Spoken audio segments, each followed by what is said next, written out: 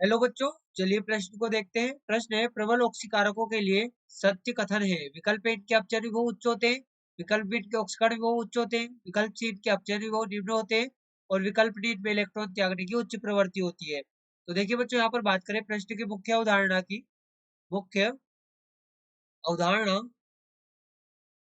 देखिए यहाँ पर होता क्या है कि जो हमारे पास में प्रबल ऑक्सीकारक होते हैं, या फिर हम बात करें ऑक्सीकारकों की, ऑक्सीकारक, तो ऑक्सीकारक क्या होते हैं? जो कि जो कि किसी अन्य का किसी अन्य का ऑक्सीकरण करते हैं, ऑक्सीकरण करते हैं तथा तथा स्वयं स्वयं अपचयित होते हैं। अपचयित अपचयित यानी कि इलेक्ट्रॉन ग्रहण करते हैं, इलेक्ट्रॉन ग्रहण, अपचयित होते हैं। तो बच्चों यहाँ पर समझें, हमारे पास में जैसा कि हमें दिया गया है, तो देखिए बच्चों होता क्या है कि हमारे पास में जो यहाँ पर प्रबल ऑक्सीकारक है, प्रबल ऑक्सीकारक ऑक्सीकारक ये क्या करते हैं कि अब हमने पहले ही यहाँ पर देखा कि ये क्या करते हैं, स्वयं अपचयित होते हैं और इलेक्ट्रॉन को ग्रहण करते हैं। यानी कि इसका अर्थ क्या हुआ कि यहाँ पर ये इलेक्ट्रॉन दूसरे को प्रदान कर, यहाँ पर इलेक्ट्रॉन दूसरे से ग्रहण कर रहे हैं।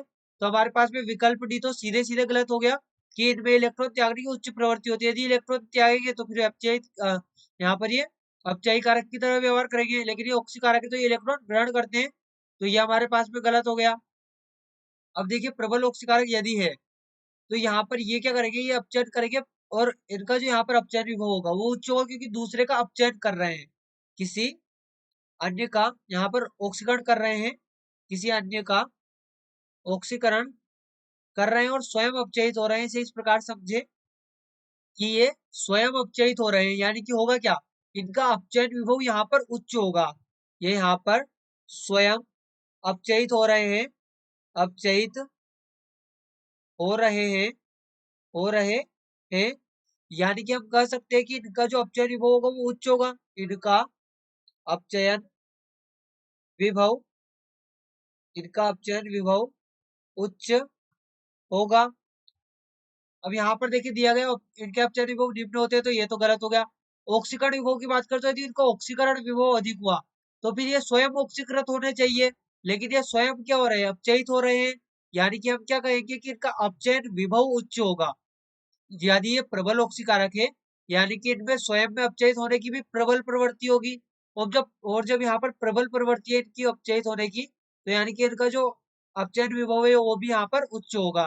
तो इसलिए यहाँ पर हमारा विकल्प ए सही उत्तर होगा कि इनके अपचयन विभव का मान उच्च होता है। तो बच्चों आशा करते हैं आपको प्रश्न समझ आया होगा। धन्यवाद।